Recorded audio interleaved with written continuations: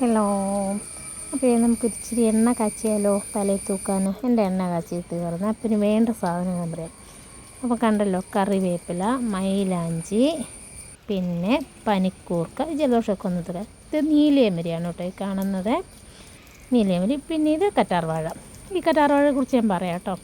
നിങ്ങളാരും കണ്ടിട്ടുണ്ടാവാൻ ചാൻസ് കുറവാണ് ഈ കറ്റാർവാഴ. അതിന് പ്രത്യേകതയുണ്ട് ഈ കറ്റാർവാഴയ്ക്ക്. എനിക്കൊരു 2-3 ടൈപ്പ് കറ്റാർവാഴ എൻ്റെ വീട്ടിലുണ്ട്. ഇത് യൂഷ്വലി നമ്മുടെ എല്ലാ വീടുകളിലും കാണുന്ന കറ്റാർവാഴയാണിത്. ഇതിൻ്റെ മഞ്ഞ കളറാണ്, എപ്പം എല്ലാവർക്കും അറിയാം, സാധാരണ എല്ലാ വീട്ടിലുള്ള. പിന്നെ ഇത് ഈ മുഴുപ്പ വയ്ക്കുള്ളൂ. ഇതിങ്ങനെ ഇരിക്കുന്നത് ഇത് ഇത്രയൊക്കെ തന്നെ ഉള്ളത്. പിന്നെ ഞാനിപ്പോൾ കാണിച്ച കറ്റാർവാഴയുടെ ചെടിയാണ് ഈ കാണുന്നത്. ഇത് ഏകദേശം ഒരു 4 വർഷം പ്രായമുണ്ട് എൻ്റെ ഈ കറ്റാർവാഴയ്ക്ക്. പിന്നെ അങ്ങനെ തൈ കുറവാണ്. ഞാൻ ഒത്തിരി ശ്രമിച്ചു ഇതിന് പ്ലാന്റ് വേറെ വയ്ക്കാൻ വേണ്ടിയിട്ട്, പക്ഷേ എനിക്ക് അതിൻ്റെ തൈ കിട്ടുന്നേ ഇല്ല. അപ്പോൾ അങ്ങനെ ഈ ഒരു പ്ലാന്റിൽ ഞാനൊരു 4 വർഷമായിട്ട് എനിക്ക് പ്ലാന്റ് ഉണ്ട്. എനിക്ക് അതുകൊണ്ട് 3 ടൈപ്പ് കറ്റാർവാഴയുണ്ട്. ആ കറ്റാർവാഴ എന്ന് പറഞ്ഞാൽ വളരെ പ്രധാനമായിട്ടും ഔഷധ ഗുണങ്ങളേറെയുള്ള കറ്റാർവാഴയാണ് കേട്ടോ. അതിൻ്റെ പേരാണ് ചെങ്കുമാരി. ചെങ്കുമാരി എന്ന് പറയുമ്പം എല്ലായിടത്തും ഇല്ല.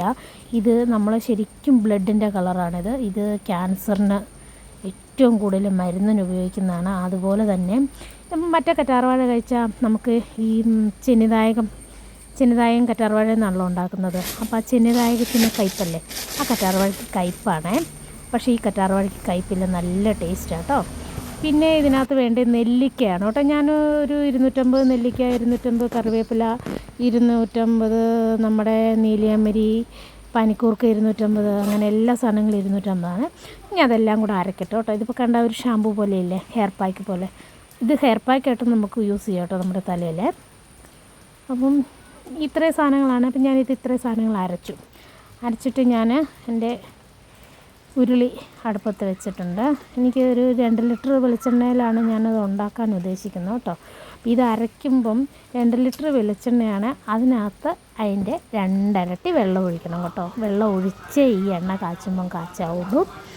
ഇല്ലെങ്കിൽ എന്ത് സംഭവിക്കുമെന്ന് വെച്ചാൽ, സാധാരണ എല്ലാവരും ഞാൻ കണ്ടിട്ടുണ്ട് എണ്ണ കാച്ചുന്നതിനകത്ത് ആരും വെള്ളം ഒഴിക്കുകയില്ല. എൻ്റെ അമ്മ എനിക്ക് പറഞ്ഞു തന്നേക്കുന്നത് ഇങ്ങനെയാണ്. എന്ത് ചെയ്താലും ഒരു ലിറ്റർ വെളിച്ചെണ്ണ 1 ലിറ്റർ എണ്ണയും കൂടെ ചേർക്കണം, വെള്ളം.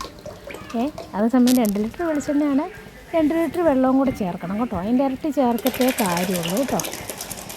അപ്പം ഞാനിത് വെളിച്ചെണ്ണ ചൂടായി, അതിനകത്തേക്ക് ഞാനിത് ആഡ് ചെയ്തിട്ടുണ്ട്. ഞാൻ അരച്ച് വെച്ച പൾപ്പ് ആഡ് ചെയ്തിട്ട് നോക്കിയാൽ മുമ്പേ ഉരുളി നിറഞ്ഞിട്ടില്ലായിരുന്നു. ഇപ്പോൾ കണ്ട ഉരുളി നിറഞ്ഞ് തുളുമ്പാനായി. എൻ്റെ ഉരുളി ഒരു 5 ലിറ്ററിൻ്റെ ഉരുളിയാണ്. ഇത് 4 ലിറ്റർ ആയപ്പോഴത്തേക്കും തന്നെ എൻ്റെ ഉരുളി നിറഞ്ഞു. കണ്ടോ, എണ്ണയും വെള്ളവും തമ്മിൽ മിക്സ് ആവാതെ കിടക്കുന്നുണ്ടോ.